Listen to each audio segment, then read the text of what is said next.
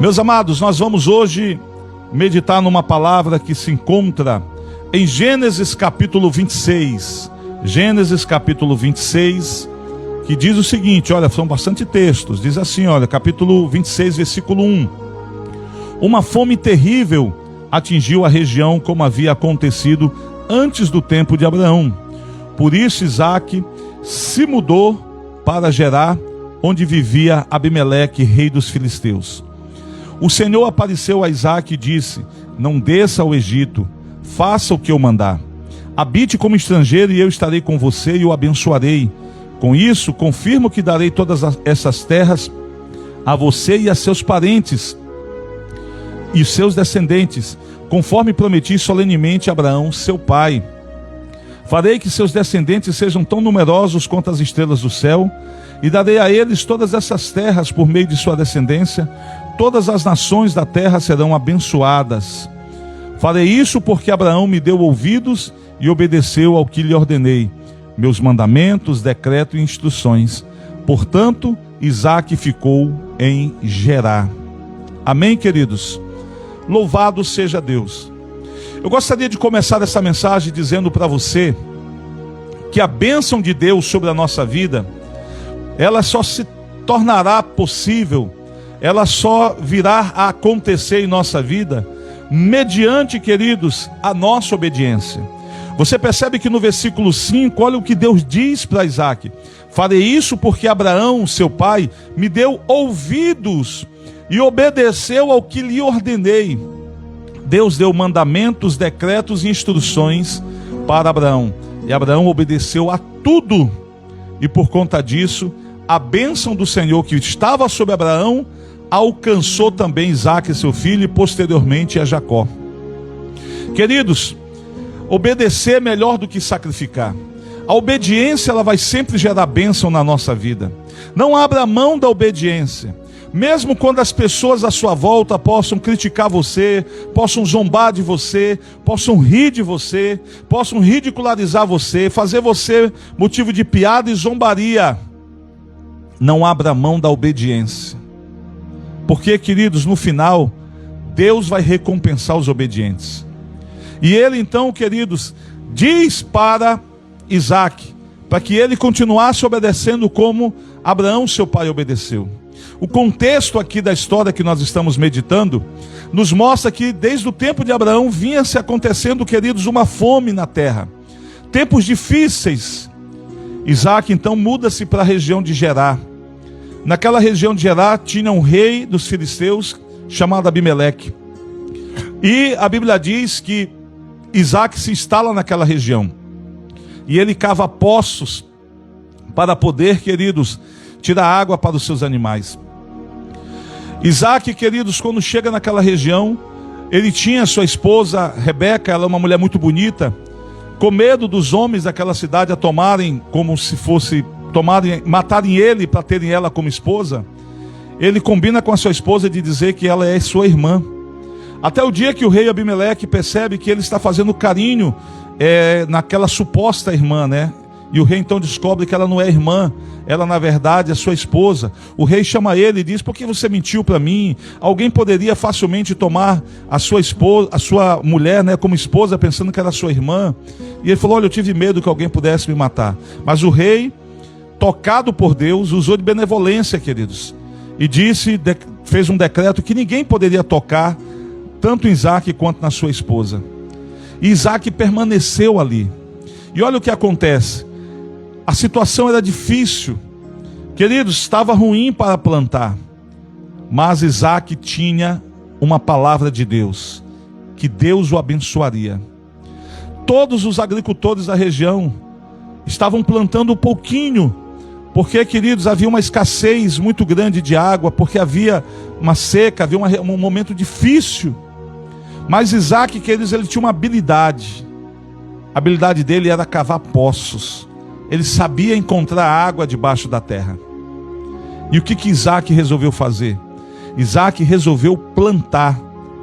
As pessoas não tinham água em abundância para molhar suas plantações. Mas Isaque, ele sabia cavar poços, e debaixo da promessa de Deus, da palavra de Deus, ele resolve plantar naquela região. E quando ele planta, queridos, naquela região, a Bíblia diz que Deus o abençoa e ele colhe 100 vezes mais, a ponto dele se tornar o homem mais rico da região. Deus o abençoou, Deus o prosperou, e ele passou a ter muitos gados, muitas ovelhas, passou a ter muitos empregados. Queridos, tudo isso porque esse homem resolveu se submeter à palavra de Deus. Se você obedecer ao Senhor, as coisas darão certo na sua vida. O nosso problema, queridos, é porque nós atrapalhamos o agir de Deus. Nós queremos muitas das vezes tomar de conta, nós queremos assumir o controle da nossa vida, nós queremos fazer do nosso jeito, da nossa vontade. Muitas das vezes, por orgulho, a gente não quer reconhecer que erramos ou estamos errados em uma decisão e afirmamos a nossa palavra naquela decisão, mesmo sabendo, queridos, que ela está contrária à vontade de Deus. O orgulho muitas das vezes impede o homem de reconhecer que está errado e que precisa, queridos, se voltar para Deus.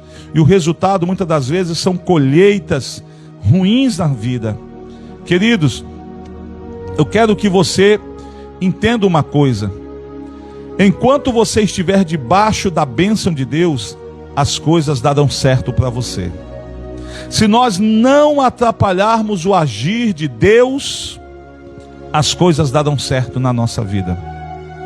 As coisas tendem a dar errado quando nós resolvemos assumir o controle. Deixa Deus agir, deixa Deus trabalhar, deixa Deus fazer do jeito dele e da maneira dele. Queridos, a Bíblia diz que Deus prosperou tanto a vida de Isaac, que ele se tornou o homem mais rico da sua região. O rei dos filisteus, Abimeleque, chamou Isaac e disse: Isaac, você é mais rico do que todos nós juntos. Não dá para nós habitarmos na mesma região. E eu gostaria que você se mudasse da nossa região, que você fosse embora da nossa região. Queridos, Isaac, ele prosperou tanto que aquilo causou inveja nos filisteus. E por inveja, sabe o que eles faziam? Isaac cavava poços, encontrava água. Vale ressaltar que água no deserto vale mais do que ouro. Porque quem está com sede no deserto, sem ter onde arranjar água, ele não vai beber ouro, ele não vai beber prata, ele não vai beber sucesso, ele não vai beber fama. Então a água que hoje nós temos aqui no nosso município em abundância, no deserto ela vale ouro, porque ela é escassa. Somente pessoas com habilidades, queridos, conseguem encontrar água debaixo da terra. Ou quando a pessoa encontra um oásis. Um oásis é uma ilha no meio do deserto, uma ilha verde no meio do deserto, onde você consegue encontrar água e você consegue encontrar sombra. Fora isso, o deserto é apenas sol durante o dia, uma areia escaldante, queridos, queimando os pés, e à noite, muitas das vezes, dependendo da região, aquele deserto quente transforma-se em um lugar muito frio. Os filisteus, por inveja, entulhavam, entupiam os poços de Isaac, para que ele não pudesse tirar água dali, e por consequência não pudesse saciar a sede dos seus animais, dos seus empregados, da sua família, não pudesse regar a sua plantação, e com isso ele viesse à falência também. Eu quero que você entenda uma coisa: toda vez que Deus começar a abençoar você, toda vez que Deus começar a abrir portas para você, não tem jeito, o inimigo vai levantar pessoas invejosas para tentar atrapalhar a tua prosperidade.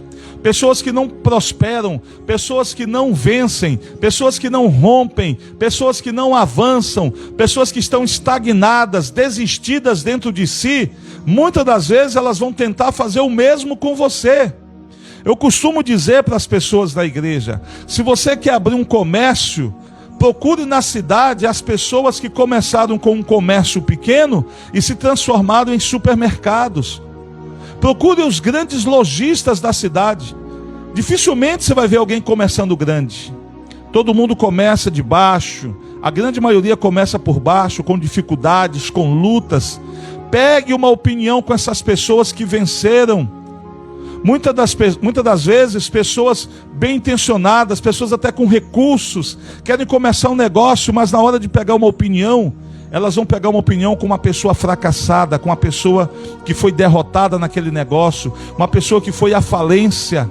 E aí, queridos, tudo que ela vai ouvir são palavras de derrota, palavras de fracasso. Não faça, não dá certo, o povo não paga, é isso, é aquilo. E aí você fica, meu Deus, eu tenho esse dinheiro para investir, se eu investir eu vou perder, eu vou ficar sem nada, então eu não vou investir. Aí você fica parado. Eu me lembro de uma ilustração de um homem que ele vendia cachorro quente. Esse homem, ele vendeu cachorro quente praticamente a vida toda. E o que acontecia? O cachorro quente dele era delicioso. E ele vendia o seu cachorro quente, e ele usava o melhor ketchup, a melhor maionese, a melhor mostarda, a melhor salsicha, né, queridos? Ele usava o melhor recheio, as melhores verduras, um pão gostoso. Então seu cachorro quente fazia sucesso.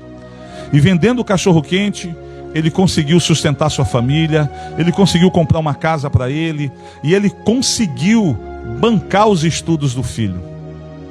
Já estava anos e anos vendendo cachorro quente, já estava ali, não uma pessoa rica, milionária, não, mas ele tinha o suficiente para viver bem com sua família. Até que um dos seus filhos voltou. Quando um dos seus filhos voltou para casa formado, ele chegou e viu o pai ali vendendo cachorro quente. Ele disse: pai, o senhor está gastando muito com ketchup, com maionese, com mostarda. O senhor está comprando o melhor recheio para o cachorro quente. O senhor não sabe que está vindo uma crise aí? Tem uma crise, sabe, se formando. Tem uma bolha aí no mercado aí que vai atrapalhar a vida de todo mundo. O senhor precisa economizar. Ao invés de comprar o melhor ketchup, compre o mais inferior. Ao invés de comprar a melhor maionese, compre uma inferior. Compre o recheio do cachorro quente, compre um inferior, não compre o melhor. Não compre esse pão que está muito caro, compre esse outro pão que está mais barato. E o pai pensou: meu filho é formado, meu filho sabe melhor do que eu.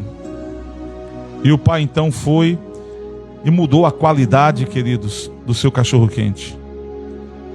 Caiu tudo na qualidade. Caiu os temperos, o recheio, o pão. E sabe o que aconteceu? O sanduíche daquele homem que fazia muito sucesso, o cachorro quente, simplesmente as pessoas desagradaram do sabor. E elas deixaram de comprar. E como elas deixaram de comprar, o pai começou a se apertar, começou, sabe, que eles a se endividar, até que o pai chegou e fechou a sua banca de cachorro quente. E o filho dizia: tá vendo? Não lhe falei? Teria sido muito pior se o senhor não tivesse me ouvido. Ou seja, queridos, o pai deu ouvido para uma pessoa que achava que sabia as coisas, quando na verdade não sabia de nada. O pai deveria ter se mantido naquilo que ele sempre fez a vida toda.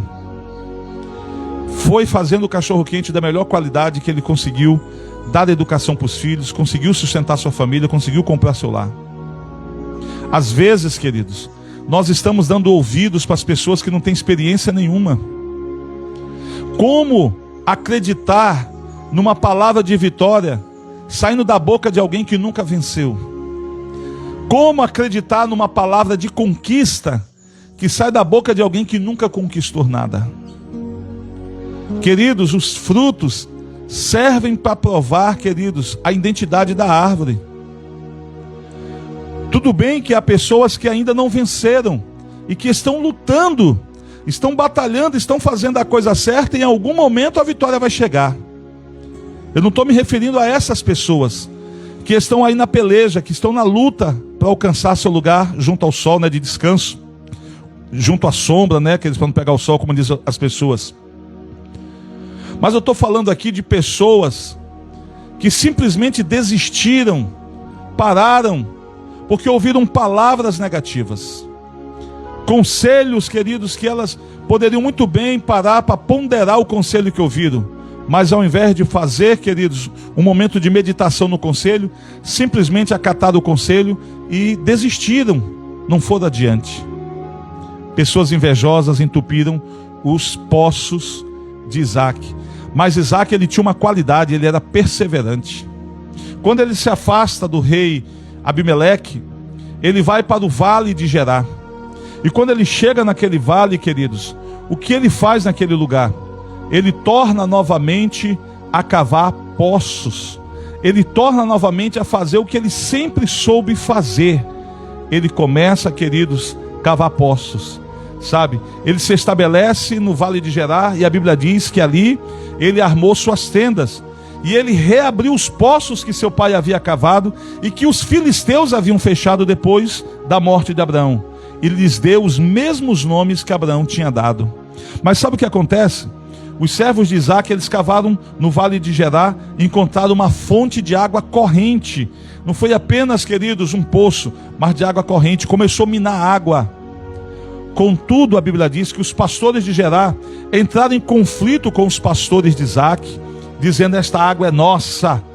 E Isaac chamou aquele poço de Ezeque, porque foi um poço de contenda, de briga. Isaac deixou aquele poço para aqueles homens, e ele foi adiante, e eles cavaram outros poços. E a Bíblia diz, queridos, que Isaac chamou o segundo poço de Sitna. E novamente, queridos, teve que abandonar aquele poço, porque as pessoas vinham para cima. E ele então mandou cavar outro poço adiante. Sabe, queridos, e aí ninguém mais discutiu com ele, ele chamou aquele poço de Reobote. Eu quero dizer para você, queridos, Ezeque, Sitna e Reobote são as fases, são as etapas. Ele cavou o poço de Sitna, os homens foram lá e disseram: é nosso. Ele cavou de Ezeque, os homens falaram: é nosso. Depois ele foi e cavou o poço de Sitna, os homens foram lá e falaram: é nosso. Tomaram na marra. Ele estava numa terra distante. Os moradores daquela terra tomaram aquele poço, não tiveram trabalho nenhum para cavar. Isaac que cavou. Então eu quero que você entenda uma coisa: cavar poços era, queridos, o ofício de Isaac. E ele cavou, encontrou água, e até que ele então, quando ele encontrou água, ele teve um lugar de descanso, e ali Deus o abençoou. Eu quero que você entenda que orar, jejuar, buscar a face de Deus é o ofício do cristão, é o ofício daquele que crê. Você precisa, querido, se dedicar melhor naquilo que você sabe fazer. Eu costumo dizer para as pessoas que enquanto você for bom na sua profissão, o melhor sempre vai chegar na sua frente. Você precisa se dedicar e se tornar o melhor naquilo que você faz. Eu trabalho, queridos, em uma instituição financeira na nossa cidade. Nós estamos em agosto, no mês de julho, eu cheguei numa graduação chamada lá no local Ouro, o topo. Eu cheguei lá no topo. Se eu não me engano, eu fui o único ou um dos poucos na nossa agência bancária que chegou no topo, como ouro, como funcionário, queridos, que vendeu bem os produtos do banco. No banco a gente também é vendedor, a gente vende dinheiro, porque a gente faz empréstimo, a gente vende seguro, vende tantas coisas. E eu cheguei ouro. Em outras palavras, o vendedor mais sucedido, mais bem sucedido no mês. Eu posso chegar para alguém e dizer: faça isso ou faça aquilo, dar uma palavra, dar um conselho. Pessoas vêm até mim e falam: como é que o senhor conseguiu, como é que o senhor chegou lá? Porque eu estou no topo. Eu quero que você entenda isso, queridos. Você não está ouvindo uma palavra de uma pessoa que é fracassada, derrotada, não. Eu estou dando para você uma palavra porque Deus tem me abençoado. E Deus tem me abençoado por conta do meu trabalho. Naquilo que eu faço, a gente se dedica, a gente se entrega, a gente dá o melhor. E por isso o Senhor tem nos abençoado. Uma vez, eu estava entrando na porta do local onde eu trabalho, eu escutei um mototáxi dizer: ah, esse aí deve ser podre de rico, que trabalha no banco, é pastor. Aí eu disse para ele: coloca aí na tua lista que eu acordo 4h30 da manhã. Meu dia começa às 4h30 da manhã, de joelho orando por você. E depois, quando eu estou na minha hora de folga, eu vendo perfume, eu vendo queijo, eu vendo muitas coisas. Porque eu gosto de vender. E eu falei: o que eu faço, enquanto você muitas das vezes vai dormir, eu muitas das vezes estou trabalhando. Enquanto você muitas das vezes está aí num lazer, está jogando bola, eu tenho meu momento de lazer, eu estou trabalhando. Porque eu tenho filhos, eu tenho esposa, eu tenho casa, eu tenho família. Eu dependo mais do meu trabalho do que da obra de Deus. Na realidade, a obra de Deus, banca apenas a minha casa pastoral, a internet e a energia da casa. Eu recebo uma pequena ajuda da minha igreja, mas o meu salário, a minha manutenção, a prestação do meu carro, sabe, queridos, eu pago meus cartões de crédito, eu pago com o meu salário, com o meu trabalho. Eu me lembro uma vez, quando eu dependia 100% da obra, eu entrei numa loja na cidade de Tucuruí, e lá estava tendo um desconto. O desconto era em reais, de acordo com o tamanho do seu pé. Eu tenho 1,93 m, mas o meu pé é pequeno para o meu tamanho. Eu calço 41. Eu compro 42. Quando alguém vai me dar um presente, eu peço até um sapato 43 para ficar afogado, para não ter problema. Então eu peguei R$42 de desconto num sapato. O sapato já estava na promoção e ainda teve mais R$42. Então ficou barato. Eu comprei um tênis branco para mim. Um tênis que eu queria fazer caminhada. E eu entrei na loja de uma irmã, e a filha da irmã, já uma mulher, falou assim: olha, mãe, o sapato novo do pastor, a senhora já viu o sapato novo dele? Ela colocava uns 300 ó no novo lá, queridos. E eu entendi aquilo como um deboche. Em outras palavras, está dizendo: tá aí, mãe, ó, o seu dízimo para que está servindo para comprar sapato novo para o pastor. E eu falei: Senhor, eu quero trabalhar, eu quero que o Senhor me abra portas de trabalho. Eu sei que o Senhor é a melhor fonte de sustento. E eu quero continuar sendo sustentado por Ti. Então eu quero que o Senhor me abra uma porta. E Deus, então, queridos, me abriu uma porta.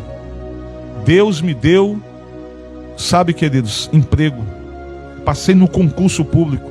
Aliás, eu passei em mais de 5 concursos públicos. Eu costumo ouvir pessoas dizendo assim: ah, eu não vou fazer o concurso do banco, eu não gosto de trabalhar em banco. Ah, eu não vou fazer o concurso da polícia, eu não quero ser policial. E eu digo para as pessoas: passe no concurso. Depois que o seu nome estiver na lista de aprovado, você decide se você vai trabalhar ou não. Queridos, eu passei concurso do BASA, de Correio, da Eletronorte, da Caixa Econômica. Então assim, aí você escolhe onde você quer trabalhar.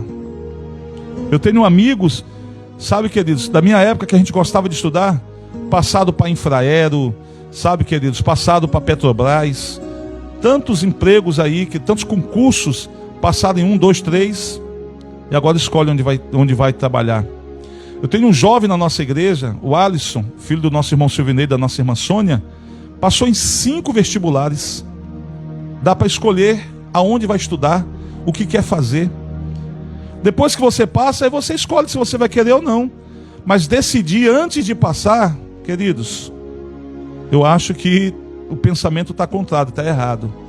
Passe primeiro, depois você decide. A Bíblia nos mostra, para a gente finalizar a mensagem, que Isaac prosperou numa terra distante, mas a sua prosperidade estava condicionada à sua obediência ao Senhor e àquilo que Deus determinou para a vida dele. Enquanto ele se manteve debaixo da bênção do Senhor, o Senhor o abençoou e o prosperou. E as pessoas vinham por inveja, entulhavam os poços que ele cavava, ele ia lá e cavava outro. Ele não desistia, ele não parava. Queridos, as pessoas vão constantemente jogar balde de água fria no seu sonho, nos seus projetos. E se você parar, você não vai conquistar. Então você tem que perseverar. Hebreus capítulo 10, no final do capítulo 10 de Hebreus, o Senhor diz que aquele que desiste não gera prazer no Senhor. Deus não tem prazer no desistente.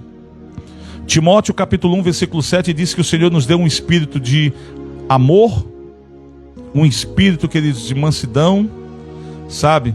Mas também nos deu um espírito de ousadia, intrepidez. Uma das marcas registradas do cristão é avançar. Queridos, há um versículo na palavra de Deus que diz que mesmo que você tropece e caia, você não ficará prostrado, porque o Senhor sustentará você com a força da sua destra. O Senhor levantará você. Tudo que Deus quer é que você vá adiante. A ordem de Deus para nós é marchar. Deus não dá ordem para a gente parar. Deus dá ordem para a gente marchar, para a gente avançar. Porque, queridos, com certeza há muito que ser conquistado. Eu quero deixar essa palavra para você no nome do Senhor Jesus. Isaac saiu da sua terra em um momento de fome, de escassez, de dificuldade.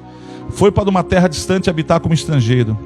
Deus disse para ele: não desça para o Egito, fique em Gerar. A intenção dele era ir mais adiante. O Egito é símbolo do mundo. Não vá, não volte para o Egito, da onde eu já tirei vocês. Mas permaneça aqui, porque aqui eu vou te abençoar. Se você for obediente como seu pai foi, como eu abençoei seu pai, eu vou abençoar você também. E a Bíblia diz que Isaac permaneceu aonde o Senhor queria que ele estivesse. E por conta disso ele foi abençoado. Por conta disso o Senhor o prosperou. Por conta disso o Senhor o abençoou. Pare de ficar se mudando de um lado para outro. Planta que não cria raiz, ela morre. Pare de ficar pulando de galho em galho, de igreja em igreja. Crie raiz, queridos. Permaneça onde você foi chamado. Paulo, escrevendo a Gálatas no capítulo 1, ele diz que nós temos que permanecer onde nós fomos chamados. Não é uma igreja que vai mudar a sua história, não é um pastor que vai mudar a sua história. Quem vai mudar a sua história é Deus, desde que você se submeta à autoridade de Deus e obedeça a sua palavra. É Ele que vai mudar a tua história, é Ele que vai mudar a tua vida.